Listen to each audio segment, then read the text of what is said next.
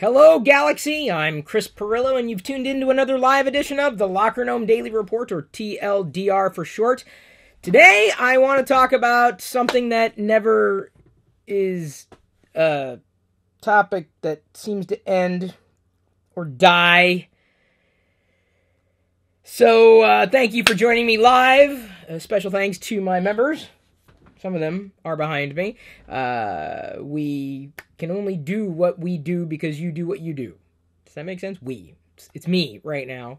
Jedi is not here at the moment that I know of. She may be buried underneath a pile of clothes. That is possible. She may be sleeping. Yeah, right. Nap time doesn't seem to happen around here for anybody. Yeah, I want to talk about something that, like I said, is just something that never seems to have a definitive answer, but I see this constant battle happening, right? Apple's better than Google. Google's better than Apple. And I just want to set this stage for you to understand that this isn't black and white. There's no definitive answer to this. These are just discussion points. So please, if you have counterpoints to anything that I offer, throw them out there. As I've stated for several years, Apple has a different business model than Google does, and that's not going to change anytime soon. So to expect that Apple's going to act like Google and Google's going to act like Apple, well, that's just that's just silly thinking. It's equally as funny to me to hear commentary in social, and maybe this is kind of what predicated me wanting to bring this topic up today. By the way, thank you, Kanark, for becoming a member. I appreciate it. You become a member by pressing the join button on any page. It's very easy to do.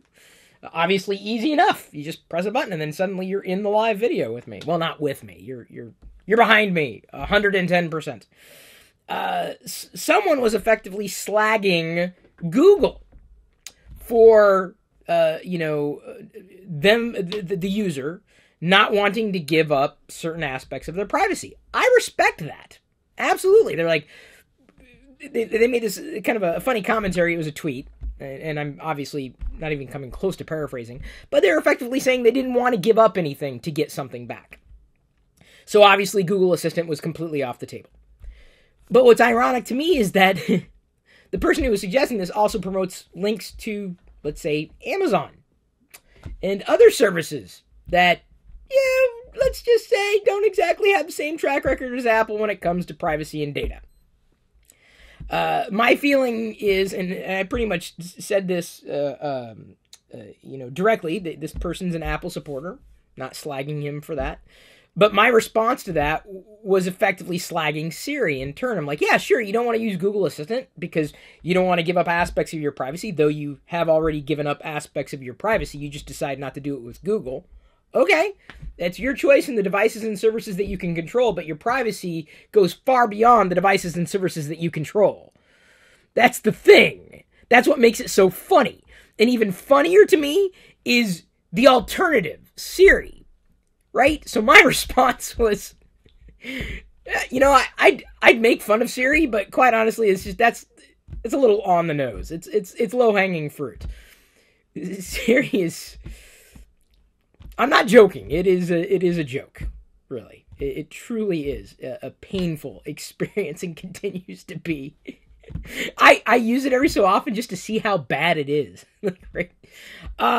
So it was just twisted with all sorts of oddities. And that got me thinking, some things Google does better and some things Apple does better. Two different companies, two different business models, and ultimately people have to decide what's right for them, and that's kind of what I wanted to talk about. Well, what's right for each user, right? And what may be right for me, obviously, is not right for you. But I think of one of the biggest aspects of, the pocket computer that you choose to use. I'm sorry, they're not smartphones, right? Number one, because you don't get any smarter, obviously, when you carry smartphones. Did you realize that there are millions of people here in this country that believe chocolate milk comes from brown cows? I wish I was joking about that too, but it is true. This is why we can't have nice things. Anyway, I'm going to toss this to the members. What do you believe is the most popular app or use case for a pocket computer? Okay, for argument's sake, smartphone. What is the most popular thing? The value, the feature, the hardware, the software. What is the number one thing that you think, that you believe people need these pocket computers for? One thing. Just one. And I forget, right? I'm live, so it's got to wait a few minutes. Not GPS. No, absolutely not. Not GPS. It's nice to have GPS. I remember delivering pizzas without GPS. They had maps, right? Physical maps. Instant messaging. Nope. No, that's a value, certainly. Certainly. But no. No. Texting, communication. Nope. WhatsApp, social media. Absolutely not. Camera. Taking photos, memories, video, photos, pictures. Yeah, we use it to browse the web, right? But camera, right? Capturing these moments, these memories. Easily. Now, do I have statistics to back this up? I mean, you can make an assertion that it's any one of those things, but I'm telling you, camera drives everything. People have cameras there, taking pictures of this, that, and the other thing. They're sharing the pictures in social media. They're sharing the pictures in communication. They're sharing photos, video, so all that stuff. So that, of course, is why a lot of attention is paid on the cameras. Not necessarily the amount of lenses, because I'm telling you, the amount of lenses on your camera seems to be inversely proportional to the quality of photos that the camera actually takes, more often than not. So it's not even the amount of lenses is the thing that's most valuable. It's the output, right? You don't care so much if it took 14 lenses to help you produce a great picture, or one lens to produce a picture of equal quality. Would you care? Apart from bragging rights? No, you probably would not. You would just want the one photo. That's why I tend not to get wrapped. It's like the megapixel race all over again, right? Oh, 84 million bajillion megapixels. That's too big. It's too big, right? I don't want to plaster the side of my house with a photo. It's not my thing. Maybe it's somebody else's thing. Not my thing. You just want a good photo, right? So, if photos and cameras are, a huge value to these people, real people, people who actually have a life, not me. So where do they store those photos? Now, I ended up having to help my mom upgrade her computer over the weekend, and I helped her leapfrog 4 versions of Mac OS. Like that. And wow, I was actually surprised it worked, and it worked very well, surprisingly well. And she's still of the mindset that you have to back up the photos on the computer. I'm like, but wait a minute, you take photos with your phone. So why are you relying on the computer? She's still kind of like one foot in the past, one foot in the future, but a lot of people are. The real people, right? Not maybe you, not me. So when it comes to photo storage, which one of the providers, if you will, let's just say general providers, not device manufacturers, providers, offers a more consumer-friendly option for photos and videos? Which one of the two? Apple or Google? Well, let's put all the implications of business models aside. Google offers a better product and a service, specifically for photo storage and management. Now, in terms of which one produces a better camera, sometimes I think that boils down to a matter of subjectivity, right? You may see something different than somebody else. I think they're demonstrably better side-by-sides, in terms of one being clearly, superior than the other if you took, a photo and did a comparison. But in terms of the photo storage and photo management, and even sharing those photos, Google does a fantastically better job than Apple. In fact, with a lot of services, Google does a fantastically better job than Apple. And some would argue, well, but you look at what you have to give up. Oh, dude, don't. Look, first of all, you're on social media, so don't lecture me about, the fear of a company getting a hold of your data, because I hate to tell you, they already got your data. The infamous they, and more of them are going to get your data. I would love that to, not happen. I would love for that not to happen, believe you me. Sign me up for not, getting a hold of that from me. But that's just, unfortunately, not that simple. So, From a tech perspective, you could argue one is clearly better than another. From a policy perspective, you could argue that one is clearly better from another. But in terms of a service that you might actually use and need and works better and is more affordable, well, Google's got a different business model. Radically different business model. Google Photos is fantastically better than anything Apple's ever offered. Ever. And it's not perfect either, believe you me. Google is... It's there. It's definitely there. I just don't have to worry about storage so much, right? Thank you, Sean McCullough, for joining and becoming a member. You nerd! I thought everyone's getting sick. Liz is sick too. Must be something that's spread. Don't get me sick. If you're watching this video, don't stop watching the video. I don't want you to get me sick. Sorry. I'm going to tell people, Sean, you're apparently sick. I didn't mean to violate your privacy there. But again, let's face it, you're in social media. So when it comes to certain aspects of what a consumer might need, what a person might need, a user might need, that's really where it gets interesting for me. All the the technology aside, the policy aside, and the approach aside, what is just fundamentally going to work better? And more often than not, I think Google has done a better job at delivering value to consumers compared to Apple. Didn't always happen to be that way. Absolutely not. And they are improving. Everybody's improving though over time. But Google has made moves to provide more value to the average user than I think Apple has. Mind you, Apple's got a radically different business model. Radically different. But I look at what they did with Photos and was kind of not necessarily blown away, but I just realized, wow, I just don't have to worry about this anymore. And I love that. I just don't have to worry about it. It just works, right? Which used to be Apple's mantra. More to the point, Google's approach to consumer technology, or just technology in general, I think is more reasonable, more cogent than anything Apple's provided. The combination of AI, software, and hardware, that's it. That's the whole ball game right there. Well, no, wait. There are 4 bases in the ball game, right? So 3. I don't know. 3. It's a magic number. Oh, yes, it is. It's a magic.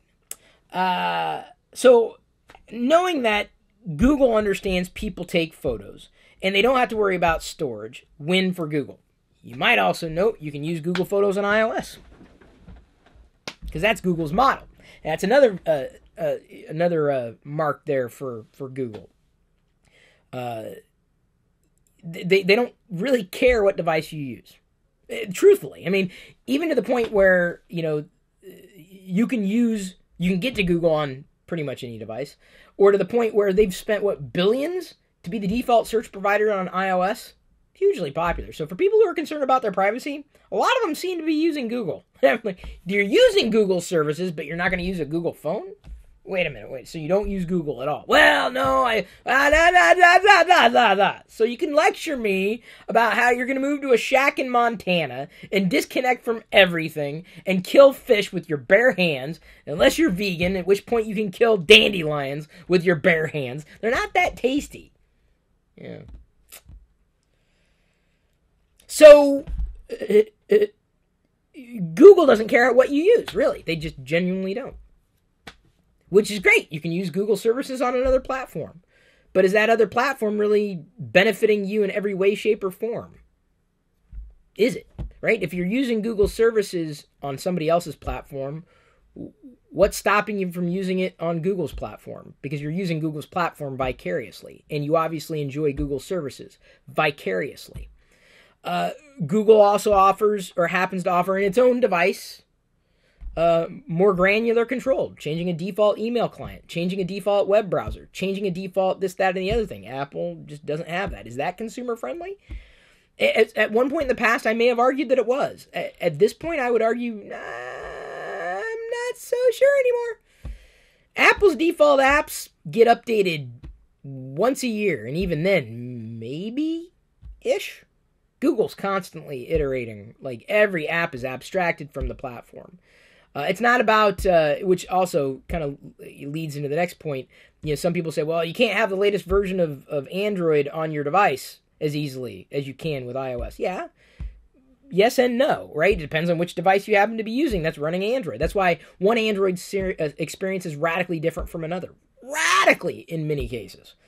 But abstracting a lot of that value from the platform itself started years ago, making it less important, still valuable, less important that you needed the latest operating system to get the benefit or value from updated applications that have been abstracted from the platform itself.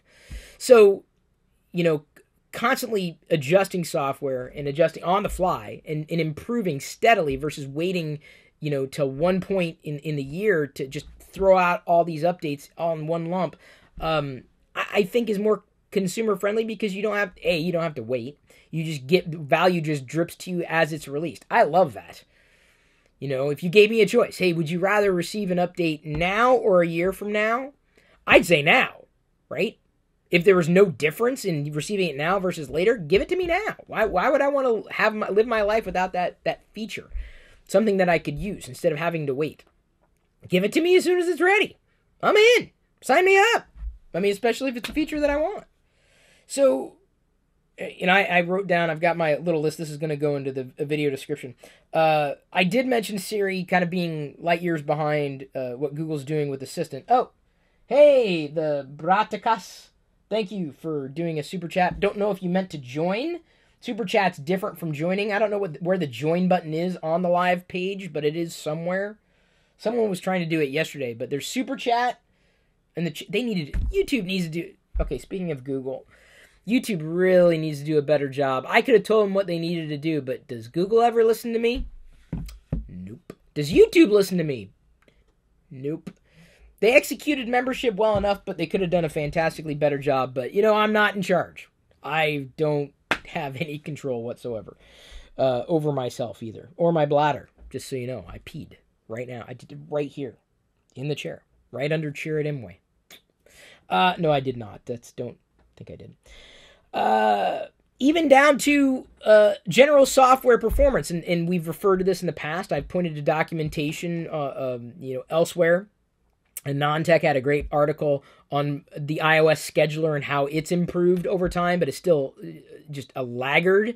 And this is one of the reasons why iOS doesn't seem to perform any better as it gets new hardware thrown at it. The scheduler is just woefully behind. And that's something that you can see is a dramatic difference. Night and day difference when you compare a Pixel, even Pixel 2's performance to, say, even an iPhone 8's performance. Or even an iPhone XS's performance. So I expect the Pixel 3 to be even better because Android's just constructed differently, which is more consumer friendly. More responsive software or less responsive software? Which is better tech?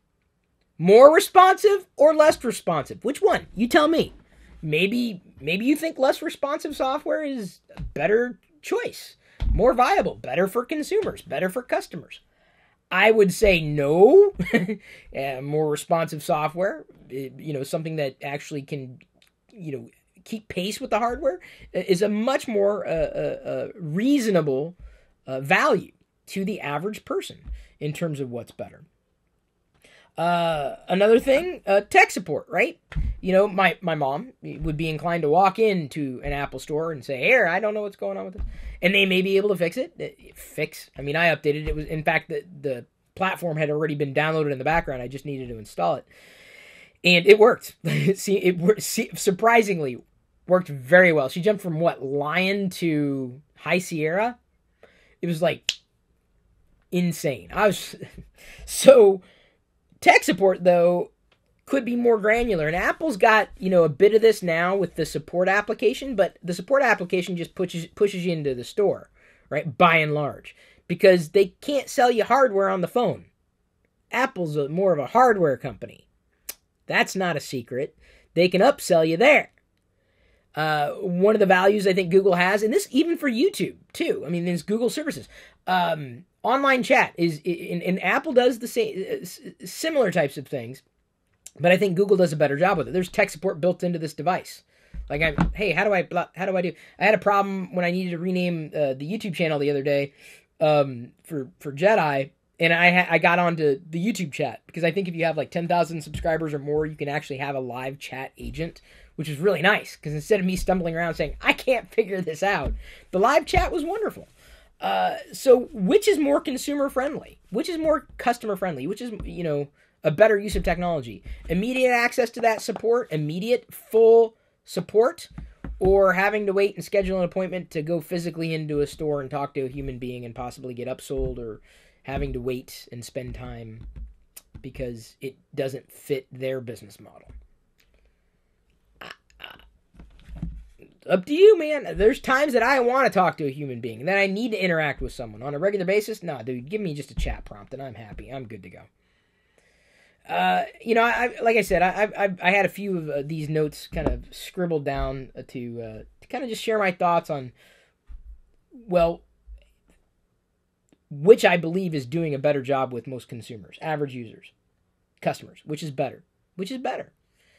And all things being equal, if we're just talking about the value of the software and the hardware and the experience and the feature set being more friendly, I think Google's got it over Apple these days.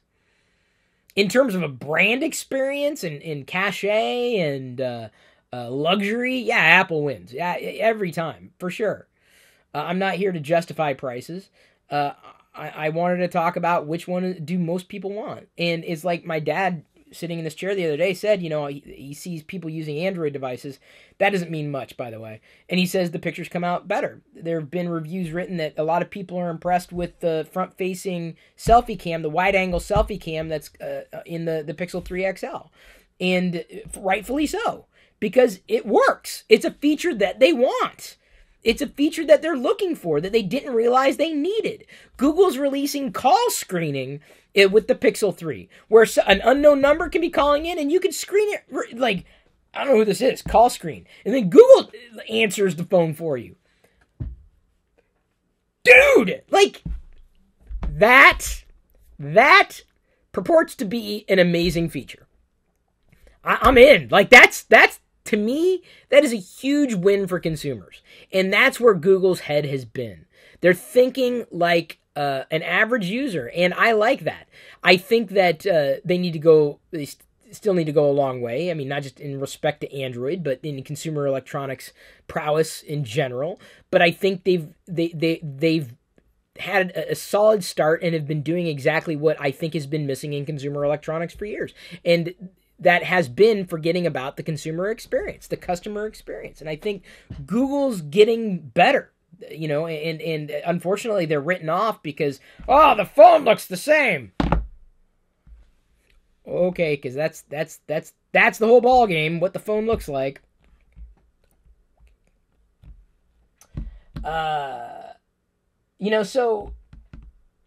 Read somewhere where a lot of the software updates on the Pixel 3 are becoming the Pixel 2 at a later date. That would not surprise me as well. It's software. I mean, as long as it works, as long as, they find their value in trying to get people to upgrade to a new phone and can get around that, it's Google's business model. It's up to them. But it's software. It's bits. And Google, I think, has done a better job with software. And I think software is more important for consumers than hardware. I just said it. It's been a while. Yes, Mark Young, it has been. Thank you for the super chat. I don't know if you've also joined, but you can press the join button to actually become a member and keep TLDR going. Super chats also help, very much so. And don't get me wrong, this is every little bit helps. It's my intention to continue TLDR so long as memberships continue to climb. I've got other things, other irons in the fire. I still want to launch a series of software products, platforms that I need as a creator, that I need as an entrepreneur. But we're getting there. We're inching slowly but surely. I'm chomping at the bit. It's been 2 decades in the making. I read somewhere they're going to start charging OEMs EU for their apps. That is true, and that's largely because of the EU. Didn't want to really get into that. I'm not as qualified to talk about it. Have I used Siri shortcuts? It's made Siri a lot more useful and customizable. I have not. I see no need to use iOS at this stage, apart from going, oh, okay, that's neat. I really can't get beyond the problem with frame rate inconsistencies. Not to say that Android is out of the woods as far as that, but by and large, the Pixel is a smoother experience than what I'd seen even in the iPhone XS Max.